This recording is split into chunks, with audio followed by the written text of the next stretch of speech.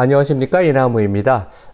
작년 말 이후로 미국 주가가 계속 호황을 지금 보이고 있습니다. 그래서 여러분들이 많이 보유하고 계신 빅테크 종목을 한번 주가 점검을 해보자. 그러니까 우리가 이제 밸류에이션이라고 그러죠. 특히 애플, 그 다음에 마이크로소프트와 경쟁하는 AI에서 구글, 알파벳이죠.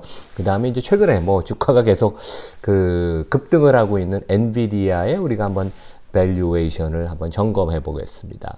작년에 미국 시장, 국내 주가도 좋았는데 미국 시장이 특히 4분기에 12%가 오름으로써 1년 전체로 주주 입장에서는 총 20% 수익을 내줬습니다. 근데 이제 우리가 보통 주가 상승이라고 할 때 한 1년 동안 기업 이익이 한 20% 증가하면 퍼가 같은 상태가 유지가 되면 나의 수익률이 20%가 되죠. 거기다가 배당을 2% 주면 22%.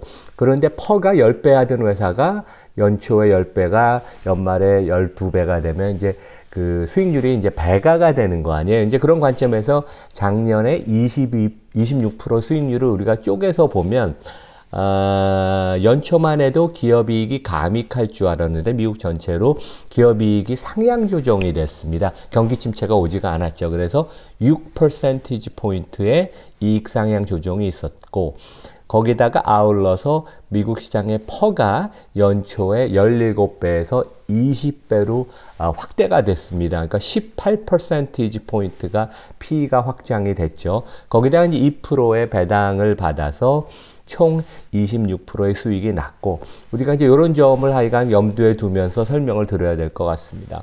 그러면 과연 어느 업종이 견인을 했냐? 거의 26% 성장의 대부분은 IT, 그 다음에 뭐 메타랑 구글 같은 데가 포함된, 넷플릭스가 포함된 커뮤니케이션 서비스, 그 다음에 이제 아마존, 테슬라 이런 데가 포함된 그 경기 관련 소비재, consumer discretionary가 거의 대부분 성장을 견인을 했는데 작년에는 그러면 올해 뭐 빅테크가 여전히 괜찮을 걸로 보지만 작년에 많이 소외됐던 최근에는 이미 주가가 많이 오르기 시작했습니다. 금융주, 그 다음에 여전히 상당히 소외가 되고 있는 필수 소비재를 우리가 좀 봐야 되는 게 아닌가, 관심을 가져야 되는 게 아닌가, 이제 그런 얘기를 제가 한번 사이드로 했습니다. 금년 들어서도 주가가 엔비디아가 한 10% 이상 상승을 하고 그 다음으로 많이 오르는 게 우리 빅테크 중에서 메타, 마이크로소프트, 알파벳, 그러니까 AI에 관련된 주식이 여전히 강세를 보이고 이것은 장기적인 성장성을 높여주는 확실한 테마라고 생각을 합니다. 반면에 이제 여기서부터 조금 소외가 된 주가가 이제 애플인데 애플 주가는 한 3~4% 빠졌고 테슬라는 이제 단기적인 수익성이 악화가 되는 그러한 좀 우려 때문에 이제 주가가 한 10% 이상 하락을 했습니다. 그래서 올해도 AI 테마가 되게 중요할 것이라고 저는 생각을 하고 크게 우리 이제 빅테크 종목 7, 8개를 놓고 보면 퍼가 28배예요. 제가 전에도 얘기했지만 2021년 말 주가가 뭐 단기 버블이었을 때는 한 30몇 배가 됐는데 그 당시와 비교하면 여러 가지 펀디멘털이 지금 좋고 리스크는 감소했기 때문에 28배의 퍼. 그러니까 시장 대비 시장이 지금 한 19배쯤 되니까 44% 프리미엄이면 적정하다. 뭐 너무 싼 것도 아니지만 그렇다고 너무 고평가된 것도 아니어서 적정한 수준이라고 보이고 가장 큰 이유는 지금 이제 이익 증가율이 약간 바닥에서 이제 가속화되는 그런 모습을 보이지만 더 중요한 것은 이 빅테크의 프랜차이즈가 더 강해지면서 사상 최고의 마진을 수익성을 갱신하고 있다. 그래서 7, 8종목의 이익률이 22%. 그러니까 나머지 S&P 500에서 이 7종목을 제외한 나머지 493개 종목의 수익성이 12%인데 그 차이는 더 벌어지고 있고 최근에 빅테크의 마진은 더 좋아지고 있다. 특히 금년에 달러가 약세를 보임으로써 이들 기업들은 해외 매출이 많은데 상당히 높은 수익성을 구가할 수 있다. 이제 그런 말씀을 드리겠습니다. 우리 이제 종목으로 나눠 보면 애플은 이제 제가 여러 번 말씀드린 것처럼 이 종목이 성장성이 뛰어나진 않아요. 안정성이 있고 거버넌스가 뛰어나고 프랜차이즈가 뛰어나기 때문에 이제 높은 밸류에이션을 받는데 퍼가 30배 그 부딪히면 퍼가 이제 그 주가가 계속 그 걸리는 그런 모습을 보여서 금년 여름에도 그랬고 작년에 한 190달러를 넘어서 200달러를 육박하자 이제 주가가 이제 그 지금 하락을 많이 했는데 여전히 190달러가 넘으면 주가는 단기적으로 저항을 많이 받는다. 왜냐하면 퍼가 지금 28배고 금년 내년 2024년 2025년에 이익성장률이 한 7, 8% 정도 될 것 같아요.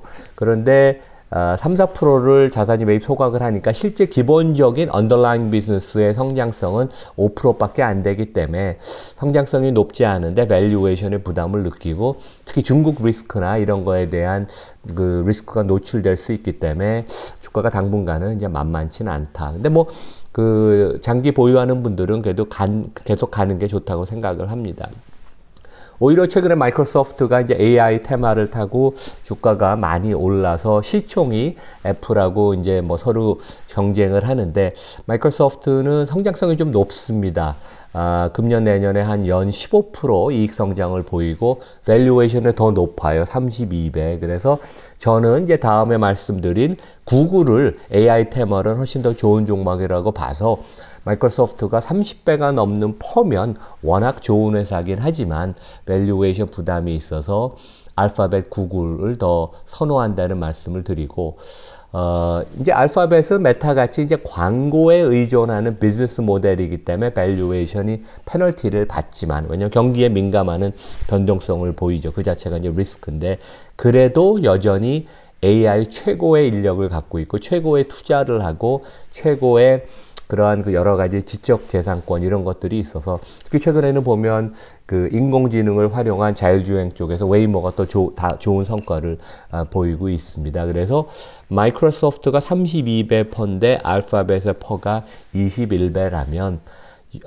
AI에 대한 레버리지는 더 크고 이 회사가 점잖아서 막 홍보를 하고 그러지는 않습니다. 근데 실제 내공은 더 깊다. 그래서 훨씬 저렴하게 AI 플레이를 한다고 보면 알파벳이 더 좋은 회사라고 말씀을 드리고 실제 이제 그러한 생각을 같이 하는 분이 미국에 요즘 제일 잘 나가는 빌 액먼 실제 이분이 뭐 엄청나게 압력을 넣어서 하버드 총장이 이번에도 물러날 정도로 논리 생각이 뛰어나고 미국에서 가장 최고로 알아지는 헤지펀드입니다. 그리고 영국에서 최고의 헤지펀드가 TCI, The Children's Investment라는 데인데 여기도 톱픽이 알파벳입니다. 이만큼 기라성 같은 헤지펀드들이 알파벳을 좋아한다. 가장 그 이유는 성장성 대비 저평가되었기 때문에.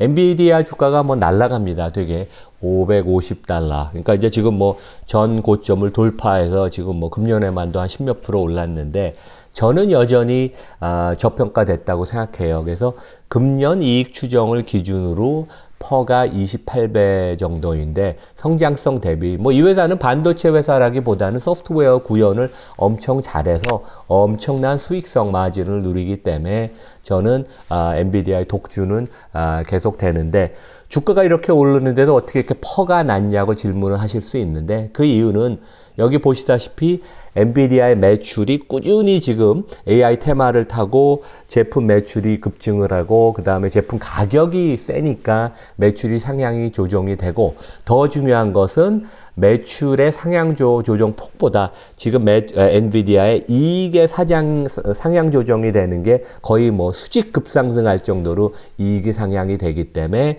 주가가 뭐 100%가 올라도 이익 상향이 200%가 되면 밸류에이션이 반이 되지 않습니까? 그래서 실제 엔비디아의 밸류에이션이 작년 이맘때 40, 50배가 됐던 게 오히려 지금은 이익 추정이 더 많이 주가 상승보다 되었기 때문에 밸류에이션이 30배 미만이기 때문에 시총이 뭐 1조 3천억 달러라 그래도 저는 여전히 저평가됐다고 생각을 합니다. 오늘 영상은 여기서 마치겠습니다. 네, 감사합니다.